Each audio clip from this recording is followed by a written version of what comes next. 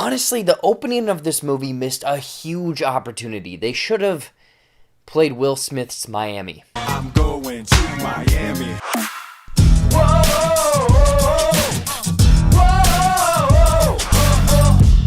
What's going on, everybody? Welcome back to JBuck Studios, your home for reviews, reactions, and of course, ridiculousness.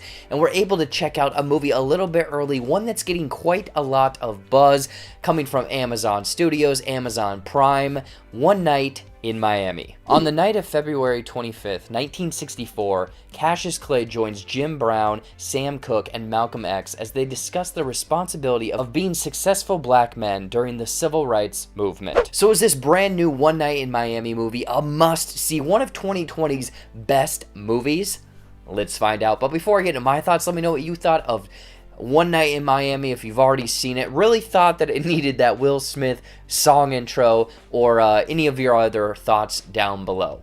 Now let's get into some of the good. Alright, so from the get-go, I gotta give a huge praise and shout out to Regina King for expertly directing this movie. I believe for her directorial debut in this One Night in Miami, like what she was able to do, not only with the characters and the casting and how each of them really bounces off one another from the script, the dialogue, but is able to really craft this movie of setting up each of these characters, where they're at with their lives, sort of the struggles that they are going through, how they come together, and how there's friendship, there's anger, there's, different perspectives essentially of how life has really changed these characters, and how you can see One Night in Miami really kind of paints the picture for all of them, really is able to translate what one person's perspective is to the other, and then they can kind of relate to one another. So I really enjoyed kind of the structuring that she put into this film, not only the style of this kind of one-room hotel, motel, going from the roof to the room to the outside to maybe a liquor store and whatnot,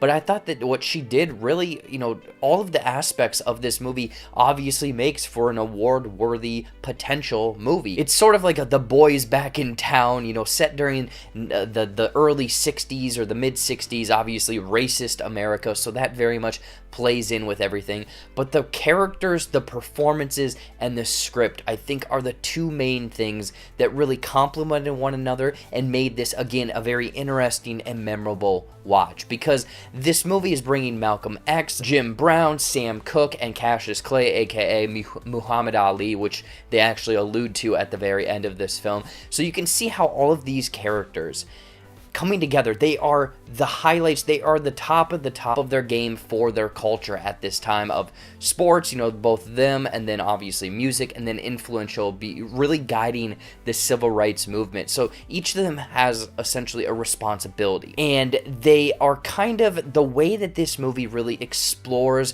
how money, greed, fame potentially has really distorted that perspective, their main goal of the civil rights movement.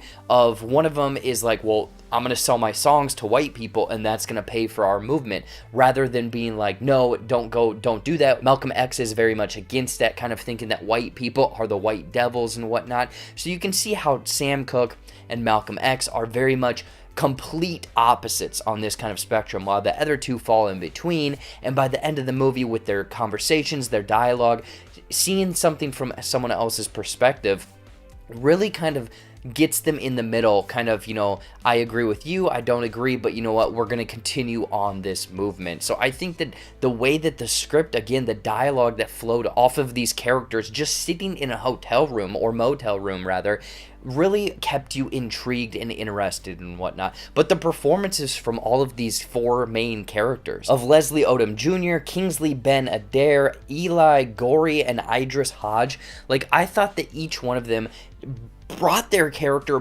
brought the persona to the big screen, but also added flavor in. It made each of them unique, and again had their own motivations essentially, and how certain things have kind of changed their perspective, especially once they've gotten fame and notability and whatnot. So I thought that the performances and the casting, they cast these characters perfectly, because Malcolm X, I thought, was one that I was like, oh damn, that's really good casting right there. So I mean, this movie, One Night in Miami, has a lot going for it. However, there are a couple negatives, a little bit of nitpicks, to be honest. I think that the script, or actually what kind of happened, is more of a retelling. I know that some people, like, this actually did happen. There was a night in Miami that all of these 4 people met up, and it was probably crazy.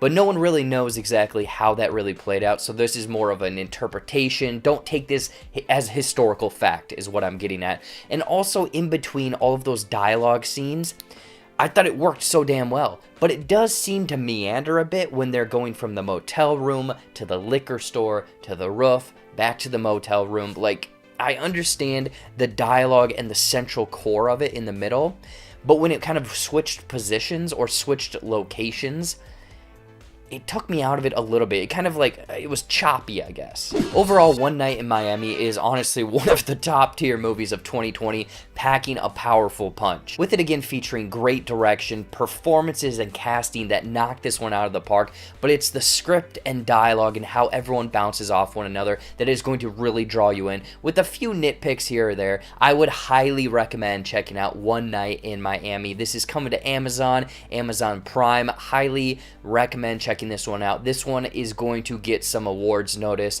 come Oscar season. In closing, I'm going to give One Night in Miami 4.2 out of 5 hit Will Smith songs. So what did you all think of One Night in Miami? Did you love it? Did you hate it? Do you want to watch this movie again? Because you know, come awards season, Oscar season, this is going to get some hardware. I want to know in the comments down below. Anyways, though, as always, thank you so much for watching. Watch some more videos up there or right over there. You know, brand new content every single week here on the JBuck Studios channel. Follow me on TikTok. I'm doing a bunch of fun little things over there. Be sure to do that, seriously. Otherwise, this weekend, we have some WandaVision, some reactions that I'm hopefully working on, and obviously more and more reviews. Follow this channel, like this video, subscribe to the JBuck Studios chat. I'm getting out of here. Bye, everyone. Bye.